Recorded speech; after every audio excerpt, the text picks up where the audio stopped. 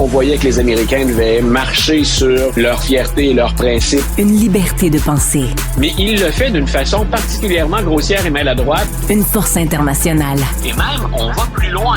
Luc La Liberté. Alors, Luc, tu m'écris que les républicains implorent Donald Trump de participer à un second débat parce qu'ils sont furieux de sa performance. Mais lui, il a dit non. Il n'y en aura pas de deuxième débat parce qu'il n'y a pas besoin d'avoir de deuxième débat. J'ai gagné le premier. Alors, ça passe. Hey, j'ai bien aimé l'argument parce qu'il a multiplié les chiffres, tous faux pour ceux que j'ai pu vérifier jusqu'à maintenant, à l'effet qu'il avait gagné ce débat.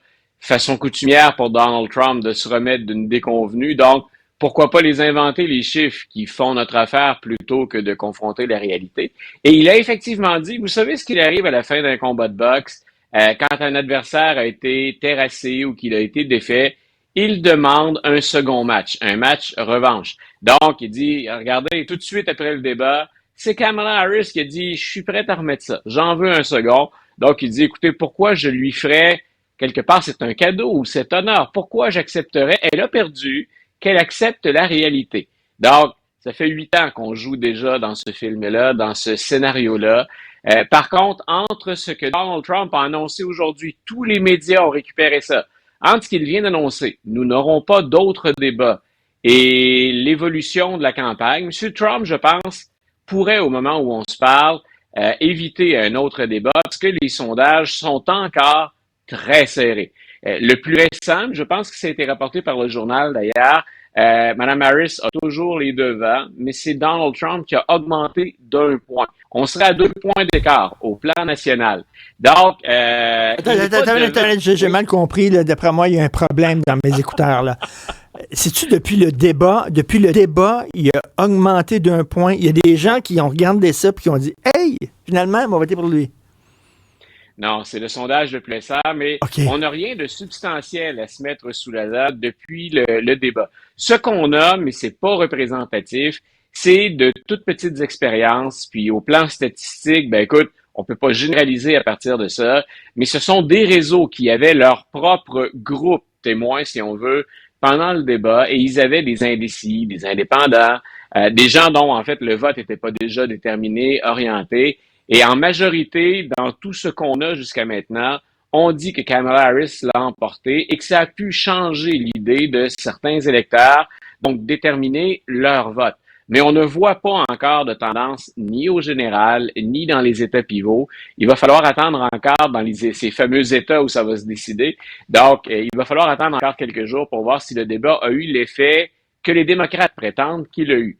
Moi, je pense que, écoute, c'est intéressant parce qu'il y a un sondeur républicain qui a fini par avouer dans les médias, je ne sais pas si je peux prendre la parole, mais Donald Trump a perdu ce débat-là et ça a été une très mauvaise performance. Donc, quand les sondeurs républicains, les stratèges républicains ou les sénateurs républicains disent c'est un mauvais débat et ça nous en prend un autre, ben, c'est peut-être ce qui fera la différence éventuellement. Ça et le fait que, je sais pas si les gens ont vu passer depuis le débat, mais sur les réseaux sociaux, on s'amuse avec des montages de Kamala Harris qui a écrasé Donald Trump. Ou encore, on met en scène littéralement des chats servis à toutes les sauces en raison de ce fameux incident inventé que des chats et des animaux domestiques mangent par ces immigrants illégaux. Peut-être qu'on va jouer encore là avec Donald Trump, on va jouer un peu sur le petit côté macho. Il aime pas ça, concéder la victoire. Il vient de le faire face à une femme et ses propos avec les femmes n'ont pas toujours été très élégants. Et peut-être que les chiffres vont lui donner un écart qui est plus important. Il va devoir bouger. À l'évidence, c'est très, très serré. Je pense qu'on n'arrêtera pas de dire ça jusqu'au 5 novembre. Mais Donald Trump peine encore à composer avec la présence de Kamala Harris. On l'avait dit il y a depuis 2 semaines environ, il y a 3 semaines, et c'était très clair pendant le débat. Il ne sait pas comment s'y prendre pour trouver des étiquettes pertinentes pour Kamala Harris et atténuer la portée de ce qu'elle fait. Elle n'est pas gagnante au moment où on se parle, Kamala Harris, mais elle est dans le siège du conducteur et elle fait nettement mieux que Biden. C'est ça que les démocrates espéraient, tout en sachant que ce serait serré. C'est trop polarisé pour espérer des mouvements spectaculaires d'ici à l'élection. Mais c'est lui, au moment où on parle, qui doit apporter les ajustements les plus importants.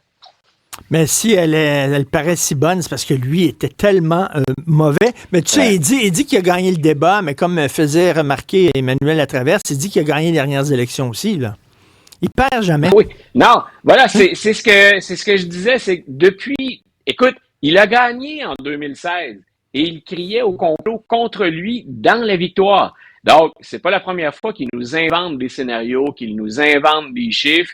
C'est sa façon, donc, de composer avec ça. On nie la réalité, puis on espère que, ben, ceux qui s'en rendent compte vont continuer à l'appuyer parce qu'on n'aime pas les démocrates et qu'on n'aime pas Harris. Et pour les purs et durs Trump, il y en a même qui vont aller jusqu'à croire ça. Mais c'est pas ceux-là qui vont faire la différence pour l'élection. Ben C'est non. ce que je répète depuis quelques semaines déjà. Trump vise la mauvaise cible en continuant à agir de la sorte. Il faut qu'il aille chercher ce qui lui manque. Et au moment où on se parle, dans le débat, peu importe qu'on soit partisan de Trump ou pas, il n'a pas visé l'électorat dont il a besoin. Il ne frappe pas ou il ne vise pas les bonnes cibles avec ça. Écoute, il y a Taylor Swift qui a dit qu'elle appuyait Kamala Harris. Bon, j'ai bien rigolé avec Non. ça. J'ai écrit sur ma page Facebook. Oh, quelle surprise, j'en reviens pas.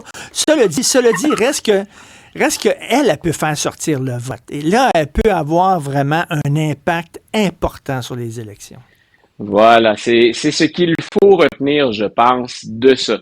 Et je pense que t'es un peu de mon avis de ce côté-là. J'aime pas souvent les vedettes qui interviennent en politique. C'est très souvent, ils sont hors de leur sphère. Je vois pas pourquoi elle est excellente, Taylor Swift, mais je vois pas pourquoi son choix serait plus éclairé que celui d'analyse, d'experts, de spécialistes. En même temps, ça peut avoir un effet réel. Les statistiques montrent année après année que Hollywood se range derrière Hollywood ou les méga vedettes, qui se rangent républicains ou démocrates, ça a peu d'incidence. Mais dans une élection très serrée, Taylor Swift, d'abord, les Swifties, elle les a en nombre record, c'est fidèle, c'est loyal, mais c'est beaucoup de femmes et c'est beaucoup de jeunes femmes. Dans une année où la question de l'avortement va être déterminante, où le vote des femmes peut faire littéralement la différence, peu importe ce qu'on va chercher grâce à l'appui de Taylor Swift, c'est un plus. Moi, je répète souvent, il y a des gens qui m'interrogeaient ou j'ai des étudiants qui me posaient la question. Je disais, Taylor Swift va appuyer quelqu'un. Vous préférez que ce soit vous ou votre adversaire?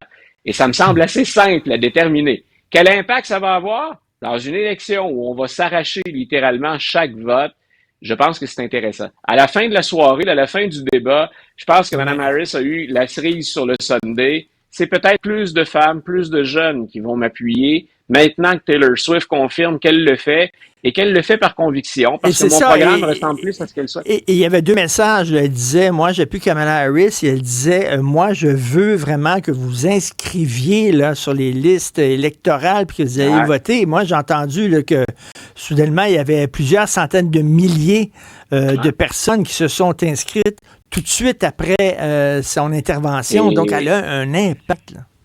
Et elle vient appuyer un mouvement qui est déjà lancé. Kamala Harris, on parle des indécis, des indépendants. Je te dis, il manque quelques votes de part et d'autre là, pour l'emporter. Il y a aussi la mobilisation. Et il y a deux choses très intéressantes pour Kamala Harris. Beaucoup de nouveaux noms sur les listes électorales après l'entrée en scène de Taylor Swift. Et en même temps, je faisais le tour aujourd'hui des sondages, des chiffres. Là, on en a pour les fous et pour les fins ces temps-ci.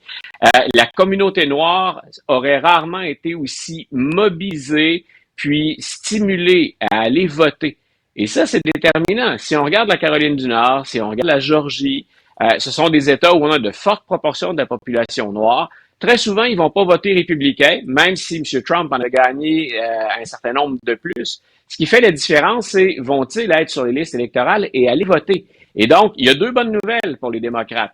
La mobilisation des gens qui sont excités à l'idée d'aller enregistrer un vote, qui sont motivés, et ceux qui auraient peut-être pas pensé s'inscrire ou qui n'étaient pas déterminés à le faire, mais qui là suivent le call ou l'appel de Taylor Swift. Donc, tout ça contribue à, ça va être serré, c'est intéressant, mais si on parle de momentum, on se transforme encore en chroniqueur sportif, si on parle de momentum, il est dans le camp démocrate. Mais merci beaucoup, Luc. Et d'ailleurs, un petit conseil, Luc. Sur Crave, il y a un documentaire de 3 heures en 2 parties sur le tournage et la création des Sopranos. Je veux te dire, là, tu regardes ça avec les orteils en éventail. Vraiment, là. Je te le conseille. Écoute, on sera deux installés comme ça. Merci pour la suggestion. Salut, bye.